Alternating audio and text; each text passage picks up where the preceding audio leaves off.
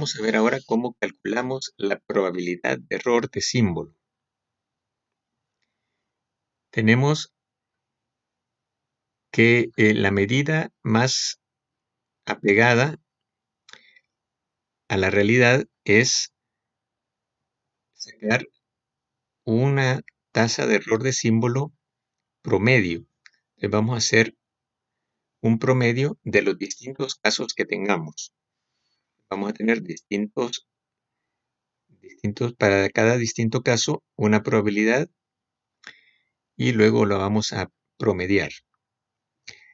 Acá estas variables n y b significan el número de pulsos después del pulso principal y la cantidad de pulsos antes del pulso principal. En el caso de la respuesta del canal.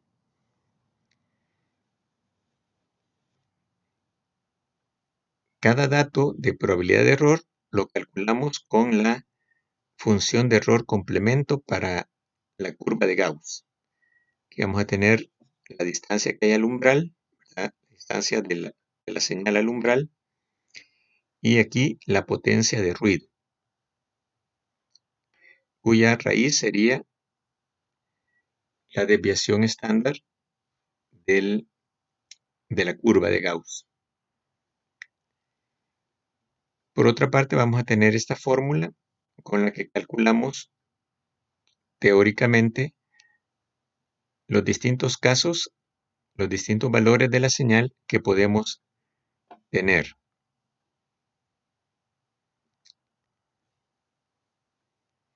Acá vemos otro ejemplo del pulso que obtendríamos a la salida del canal. Tenemos el valor principal, los pulsos anteriores, que le podemos llamar precursores, y los pulsos siguientes, que le llamamos postcursores.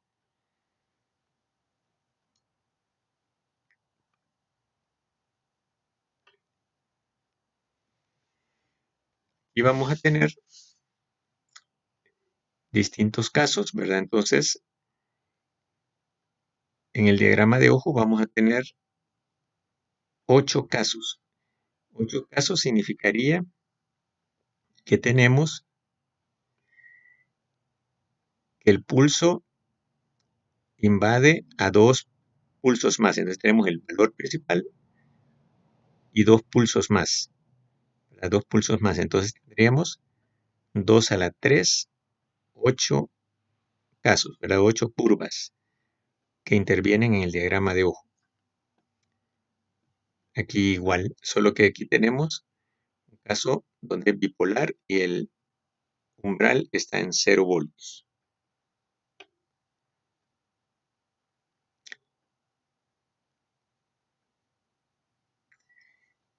Además, tenemos, como dijimos, el cálculo de la probabilidad de error lo podemos hacer sacando el promedio de todos los casos posibles y vemos representados en esta escala los casos, ¿verdad? Vamos a tener cierta cantidad de casos, ¿verdad? Por encima del umbral, cierta cantidad por debajo del umbral.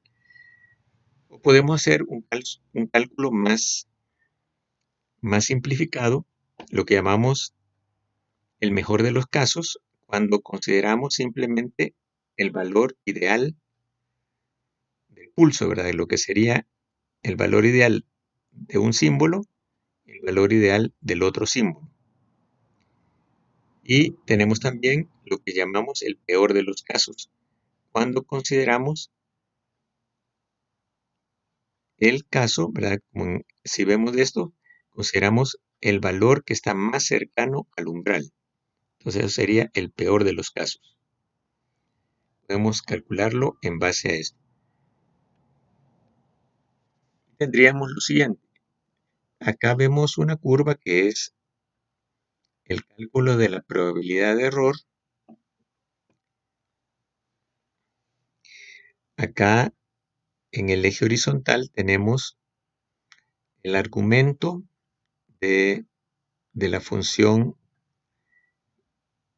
de error complemento, ¿verdad? Tenemos ahí el argumento, o sea, aquí entre mayor sea la relación señal-ruido, es decir, entre menor sea el ruido, vamos a tener menos errores, por eso la curva va para abajo, vamos a tener menos errores.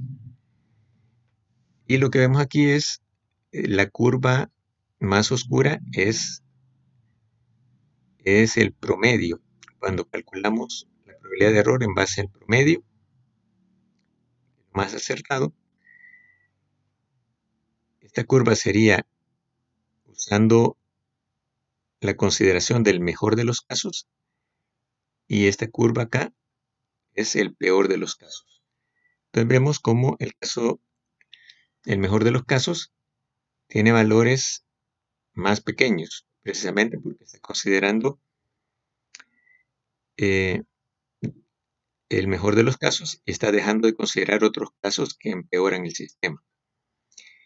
En el peor de los casos está por encima, es decir, hay más errores, da a entender que hay más errores, entonces hay un margen acá de diferencia, donde aquí aparece el sistema peor evaluado que como en realidad es, ¿verdad? Esta es la medida más exacta del sistema. Sin embargo, si ocupamos el peor de los casos,